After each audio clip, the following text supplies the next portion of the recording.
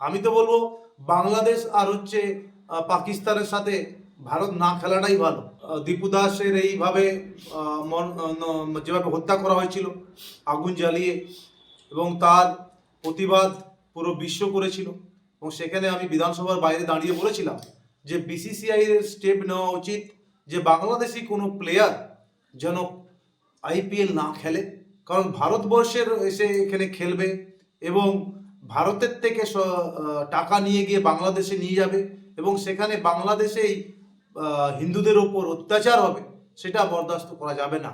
তাই বিসিসিআইকে অনুরোধ করেছিলাম সংবাদ মাধ্যমের মাধ্যম দিয়ে, আপনাদের চ্যানেলের মাধ্যম দিয়ে, আজকে বিসিসিআই সে ঘোষণা করেছে এবং মুস্তাফিজুরকে কেকেআর থেকে বহিষ্কার করা হয়েছে, এবং এটাও বলেছিলাম যদি মুস্তাফিজুর খেলে তাহলে সমস্ত ইডেন গার্ডেন্সের এবং সমস্ত দর্শকরা সেই খেলা বয়কট করবে।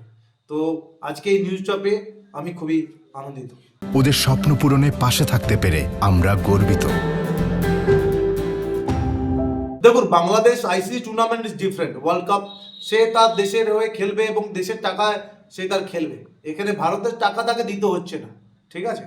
তো সেখানে তার সেটাও আবার বিসিসিআই কতটা বাংলাদেশের সাথে খেলবে কিনা সেটাও একটা চিন্তার বিষয় আছে। আমি তো বলবো বাংলাদেশ আর হচ্ছে পাকিস্তানের সাথে ভারত না খেলাটাই ভালো। ওরা ওরা খেলাটা কেন হয়? খেলা হয় দুটো দেশের সমন্বয়, বন্ধুত্বের মিলনের জন্য খেলা হয় এবং সম্প্রতির একটা সম্পর্ক তৈরি হয়।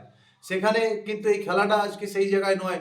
পাকিস্তান আমাদের ঘরে ঢুকে মারবে এবং তাদের সাথে আবার ম্যাচ খেলবো, সেটা কোনো মতোই মেনে নেওয়া সম্ভব নয়। এবং একই রকম বাংলাদেশও তাই।